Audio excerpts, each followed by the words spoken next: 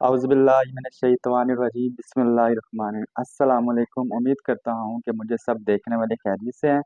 तो आज फिर हाजिर हूँ आपके पास एक नई वीडियो और एक नई रेसिपी। और आज हमारी रेसिपी तो आज अल्हम्दुलिल्लाह मैं आपके साथ शेयर करने जा रहा हूँ पोटैटो स्नैक। बहुत ही सिंपल और आसान रेसिपी है, तो वीडियो को स्किप नहीं करना। तो चलिए करते हैं स्टार्ट आज की वीडियो। पोटैटो स्नैक बनाने के लिए मैं आपको दिखा दूं कि क्या क्या चीज़ें हमको चाहिए। तो इसमें हम 4 अदद आलू ऐड कर रहे हैं, 2 प्याज है हमारे पास नॉर्मल साइज़ के, 2 अदद सब्ज़ मिर्चें हैं, थोड़ा सा इसमें धनिया ऐड करेंगे। तो बकाया मसाले हम साथ साथ ऐड करते रहेंगे। तो पहले इसकी कटिंग कर लेते हैं। इस तरह से हमने आलू एक ले लिया, इसको सेंटर में इस तरह काट के एक कटिंग इसकी और इस तरह से कर लेते हैं। ये देखें इस तरह। अब इसको हमने जैसे हम चिप्स वगैरह होते हैं फ्राइज, इस तरह की इसकी कटिंग कर लेनी है। ये देखिए इस तरह की। तो इसी तरह सब आलू हम इस तरह से काट लेते हैं। इस तरह से हमारे पास जो 4 अदद आलू थे, तो इस तरह हमने इसकी कटिंग कर लेनी है बड़ी प्यारी सी। तो अब प्याज कटिंग कर लेते हैं। तो उसको हमने बारीक बारीक कटिंग करना है। तो कैसे करना है वो मैं आपको दिखा देता हूँ। आलू जो हमने काटे थे उसको दूसरे बाउल में हमने निकाल लिया। अब जो प्याज है उसकी कटिंग मैं आपको दिखा दूं। तो इसमें जो जड़ होती है इसको हमने निकाल लेना है। उसके बाद ये इस तरह से हमने बारीक बारीक सी इसकी कटिंग कर लेते हैं। जो हमारे पास 2 अदद प्याज है,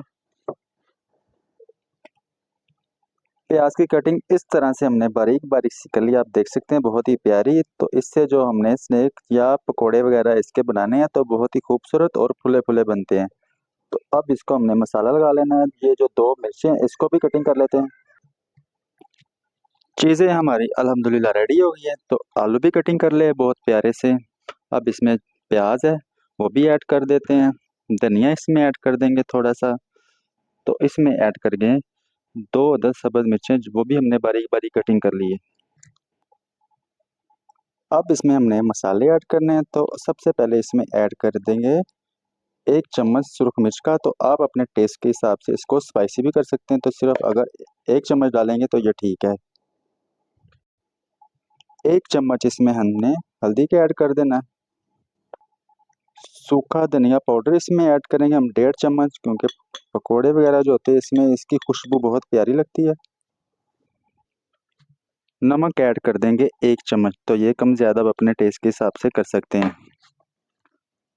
अब इसमें ऐड कर लेंगे बेसन। तो मैं इसमें ऐड कर रहा हूँ सबसे पहले 1 कप बेसन का।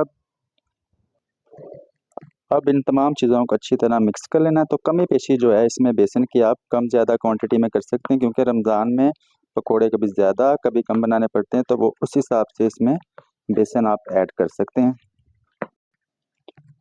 अब इसमें हमने पानी ऐड करके थोड़ा सा तो अच्छे से इसको लिक्विड सा बना लेते हैं, ताकि साथ चिपके। इसको अलग अलग नहीं होना चाहिए। तो ये चिपकना चाहिए साथ जो बेसन हमने ऐड किया है। तो इसमें उस हिसाब से पानी ऐड करना है। तो पानी आपने थोड़ा थोड़ा करके ऐड करना है इसमें। अच्छी तरह से मिक्स करने के बाद आप देख सकते हैं कुछ इस तरह के इसका शक्ल रेडी हो गई है। अब इसको हमने फ्राई करना। तो चलते हैं कढ़ाई के पास। तो अल्हम्दुलिल्लाह कढ़ाई भी रेडी है। नीचे हमने आग लगा दी चूल्हे पे। तो ऑयल गर्म हो गया। अब इसमें आपने हाथ की मदद से इस तरह से छोटे छोटे पीसीस इसमें ऐड करते रहना है इस तरह से।